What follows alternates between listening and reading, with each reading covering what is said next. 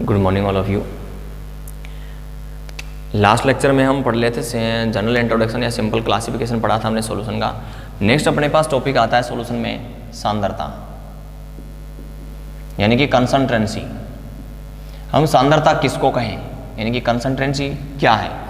तो सांद्रता का मतलब है किसी विलयन में विलय की घुली हुई मात्रा, उस विलयन की क्या कहलाती है, सांद्रता कहलाती है। विलयन में या फिर मैं कह दूं विलायक में, विलयन में या फिर विलायक में, यानी कि सॉल्यूशन या फिर सॉल्वेंट में विलय की घुली हुई मात्रा, घुली हुई मात्रा उस विलयन की सांद्रता कहलाती है, यानी कि कंसंट्रेंसी कहलाती है। या फिर मैं ये कह दूं किसी विलयन में विलय के मोलों की संख्या, मात्रा से ही हम क्या निकालेंगे, मोल निकालेंगे। क्या निकालेंगे, मोल निकालेंगे। कि मोल भी ऐसे निकालते हैं हम, mole equals to weight upon molar weight. तो वहां से अपने पास मात्रा से निकलेगा। तो देखो डेफिनेशन अपने पास क्या होगी, किसी सॉल्यूशन लें हम या अपने पास क्या लें, सॉल्वेंट लें, दोनों एक ही बात है, क्योंकि इसके अंदर हम विलय डालते ही ये क्या बन जाएगा, सॉल्यूशन बन जाएगा। सॉल्वेंट की जो डिजोल्व अमाउंट है, dissolve amount of solute, dissolve amount of solute in solution is called concentration of this solution, concentration of this solution. तो ये अपने पास क्या आ गई, डेफिनेशन आ गई है। क्या आ गई है, डेफिनेशन आ गई है। किसी विलय या विलायक के अंदर विलय की घुली हुई मात्रा उस विलयन की क्या कहलाती है, सांद्रता कहलाती है। अगर हम डेफिनेशन को थोड़ा अलग ऐसे तरीके से लिखें कि डिजोल्व अमाउंट ऑफ सोल्यूट, ये थोड़ा यहाँ पर ध्यान रखना, dissolve amount of solute in solution is called concentration of this solution, यानी कि उस विलयन की क्या कहलाएगी, कंसंट्रेंसी कहलाएगी। तो अपने पास कंसंट्रेंसी के लिए लिखें, अपने पास क्या आ गई, विलय की मात्रा, विलय की मात्रा किसमें आएगी, ग्राम में। किसमें आएगी, ग्राम में, क्योंकि यहां पर हम किसकी बात कर रहे हैं, वेट की। यानी मैं सीधा सीधा ये लिख सकता हूं, weight of solute, weight of solute in gram, विलय की मात्रा अपॉन विलयन का आयतन, या फिर हम क्या लिख सकते हैं, भार लिख सकते हैं। क्या लिख सकते हैं, भार लिख सकते हैं। यानी कि वेट लिखें या फिर वॉल्यूम लिखें, वेट या वॉल्यूम ऑफ सॉल्यूशन, सॉल्यूशन। ठीक है, कंफ्यूजन हो रहा है तो अलग अलग लिख देता हूं, कंफ्यूजन हो रहा है तो अलग अलग लिख लें। कंसंट्रेंसी इक्वल्स टू क्या होगा, विलय की मात्रा अपॉन विलयन का आयतन। या तो हम आयतन की बात करेंगे या हम किसकी बात करेंगे, इसके भार की बात करेंगे। किसमें आएगा, ग्राम में। मात्रा किसमें आएगी अपने पास, ग्राम में। अगर भार आएगा तो अपने पास किसमें, या हम विलय की मात्रा भी ले सकते हैं, साथ साथ में मोल की बात भी कर सकते हैं। तो मैं यहाँ पर मोल भी लिख सकता हूँ, विलय के मोल, विलय के मोल, क्योंकि मात्रा से ही हम क्या निकालते हैं, मोल निकालते हैं। यहाँ पर डेफिनेशन में हम ऐसे भी लिख सकते हैं, विलय या विलयन में उपस्थित विलय की मोलों की संख्या उस विलयन की क्या कहलाती है, सांद्रता कहलाती है। विलय की मात्रा, घुली हुई मात्रा उस विलयन की क्या कहलाती है, सांद्रता कहलाती है। तो विलय के मोल अपॉन विलयन का आयतन या भार। ठीक है जी। तो अपने पास इसको हम लिख सकते हैं, मोल of solute dissolve in a solution, dissolve in a solution. यहां पर अपने पास क्या आ जाएगा, या तो वॉल्यूम ऑफ सॉल्यूशन या फिर वेट ऑफ सॉल्यूशन। ठीक है जी। देखो अपने पास ज्यादा सोचने की जरूरत नहीं है, बोलो सर अलग अलग कैसे लिख रहे हो। कॉम्बो जानते हो ना, कॉम्बो पैक में चल रहे हैं, यानी कि हिंदी और इंग्लिश दोनों के लिए सेम लेक्चर चल रहे हैं।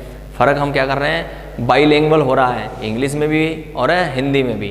तो ये तो हिंदी के लिए हो गया और ये इंग्लिश मीडियम वालों के लिए, तो इसको हम बोलेंगे कॉम्बो पैक में चल रहे हैं। किस में चल रहे हैं, हमें कॉम्बो पैक में चल रहे हैं। और ये एक प्रकार से ये समझ लो कि ऑफर ही आया ये कॉम्बो पैक वाला, और ऑफर आपको किसने दिलाया, कोरोना ने। तो इसका आप धन्यवाद देना कोरोना का, कि धन्यवाद कोरोना जी, आपने ये कॉम्बो पैक जो हमें दिया है ना। तो कंसंट्रेंसी के लिए हम क्या लिखेंगे, विलय के मोल बटे विलयन का आयतन, या फिर हम भार लिख सकते हैं क्योंकि हम दोनों तरीके की यूनिट लिखेंगे हम। और यहाँ पर हम लिखेंगे मोल ऑफ सोल्यूट अपॉन वॉल्यूम या वेट ऑफ सॉल्यूशन। तो इसकी हम यहाँ से क्या लिख सकते हैं, यूनिट निकाल सकते हैं।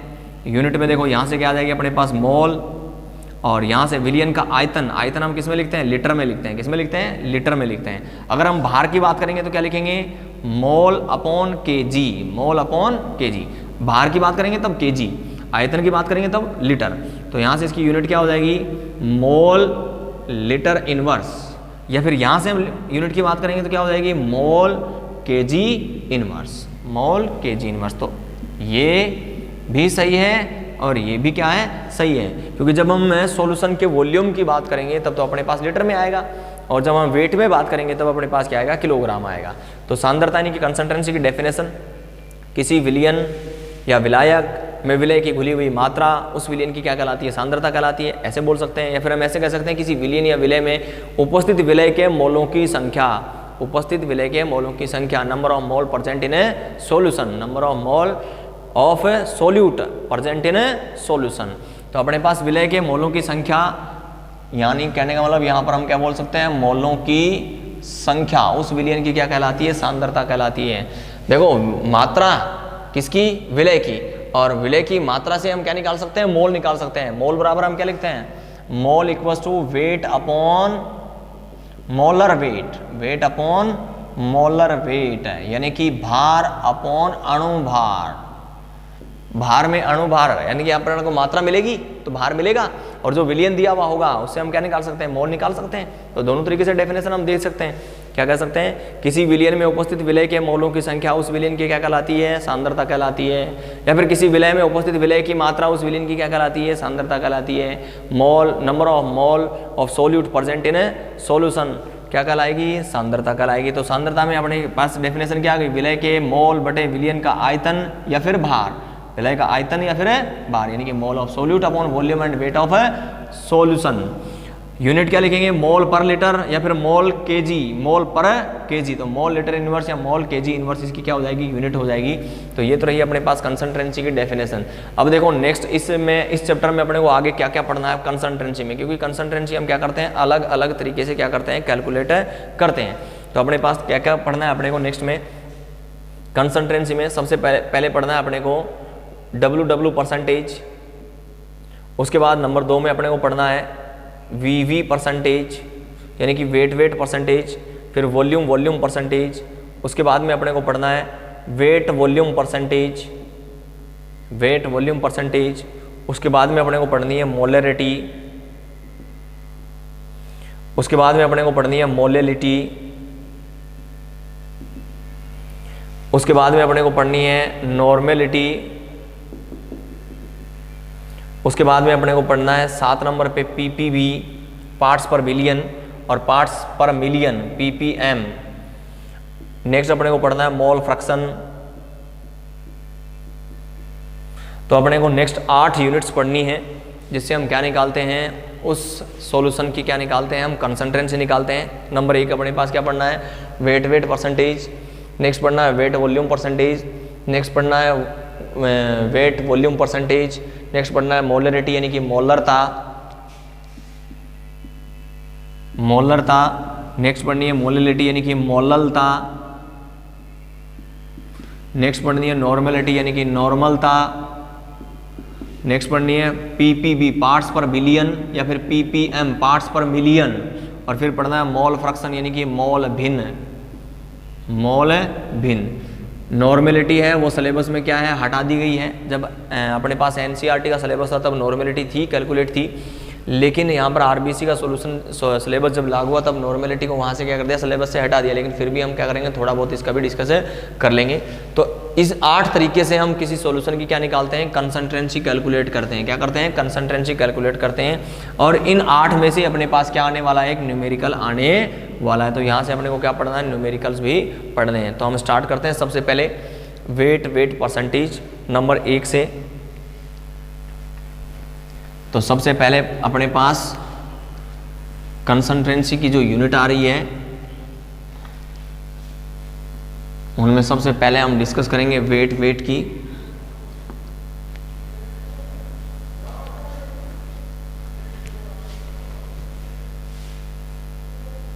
तो नंबर 1 है अपने पास डब्ल्यू परसेंटेज, जिसको हम बोलेंगे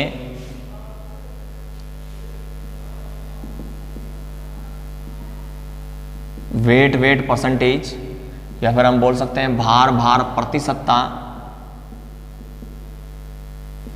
तो देखो सबसे पहले इसकी डेफिनेशन हम क्या लिखें, प्रतिशत हम कितने में से निकालते हैं, 100 में से निकालते हैं। किस में से निकालते हैं, 100 में से निकालते हैं। तो यहाँ पर अपने पास इसकी डेफिनेशन हो जाएगी 100 ग्राम विलियन में उपस्थित विलय की ग्राम में मात्रा उस विलियन की डब्ल्यू परसेंटेज कहलाता है या कहलाती है। तो डेफिनेशन अपने पास क्या रहेगी, 100 ग्राम विलियन में उपस्थित विलय की ग्राम में मात्रा उस विलियन की डब्ल्यू परसेंटेज कहलाती है। देखो इस बात को दिमाग में रखना, ग्राम में लिया यहाँ पर हमने, विलय को भी किस में लिया, ग्राम में, विलियन को भी किस में लिया, ग्राम में, इसलिए हमने इसको क्या लिखा, वेट, यानी कि विलय और विलायक दोनों किस में आए, ग्राम में आए, तब हम उसको क्या कहेंगे, वेट परसेंटेज। क्या कहेंगे, वेट परसेंटेज। परसेंटेज 100 में से निकालते इसलिए 100 ग्राम की बात हमने की है। तो the amount of solute present in the amount of solute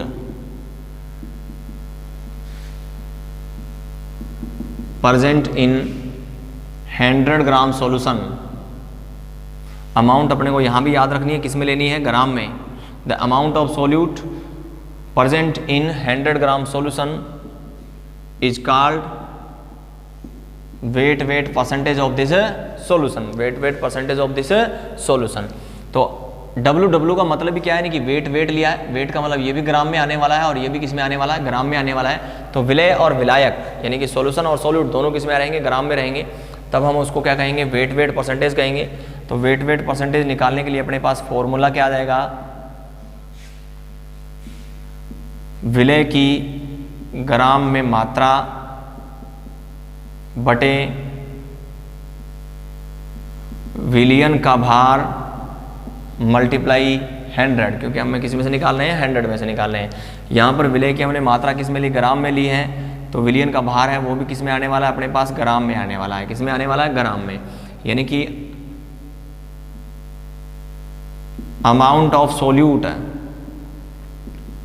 upon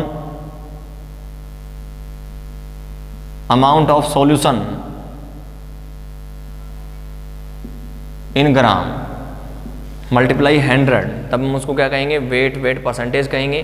तो विलय की ग्राम में मात्रा, देखो यहाँ पर मात्रा ग्राम में आई, यानी कि वेट की हमने बात की है, तो इसको हम ट्रम में यूज़ करें। जैसे मैंने सबसे पहले फर्स्ट लेक्चर में जो हमने बात की थी, ट्रम में यूज़ करेंगे तो कैसे लिखेंगे, वेट विलय की ग्राम में मात्रा, यानी वेट की बात की हमने, तो वेट की बात की तो क्या लिख दें, डब्ल्यू लिख दें। विलय को हम कंपोनेंट्स कौन सा मानते हैं, बी मानते हैं, तो डब्ल्यू बी लिख दिया मैंने। यहाँ पर हमने किसकी बात की है, विलियन का भार का मतलब फिर वही हमने किसकी बात की, वेट की बात की। और यहाँ पर हमने क्या लिया, विलियन लिया, तो विलियन का मतलब क्या है, विलय प्लस विलायक, WA प्लस WB, और मल्टीप्लाई में क्या आ जाएगा, 100 आ जाएगा।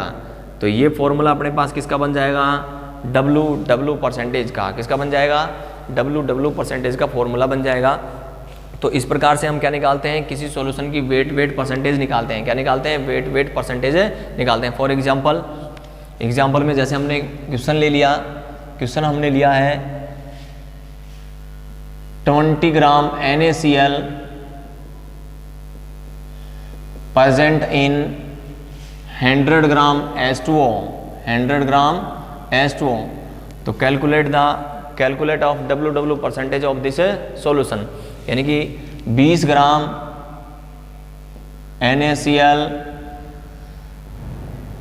100 ग्राम H2O में उपस्थित है, 100 ग्राम H2O में उपस्थित है, तो इस विलियन की डब्ल्यू परसेंटेज कितनी होगी, इस विलियन की डब्ल्यू परसेंटेज कितनी होगी। तो सबसे पहले हम क्या देखेंगे, विलय देखेंगे, और फिर क्या देखेंगे, विलियन। जिसकी मात्रा कम है वो तो अपने पास क्या है, सोल्यूट है, यानी कि विलय है। जिसकी मात्रा ज़्यादा है वो अपने पास सॉल्यूशन है, यानी कि विलियन है। तो अपने पास सॉल्यूट और सॉल्यूशन दोनों चीज़ें आ गई हैं।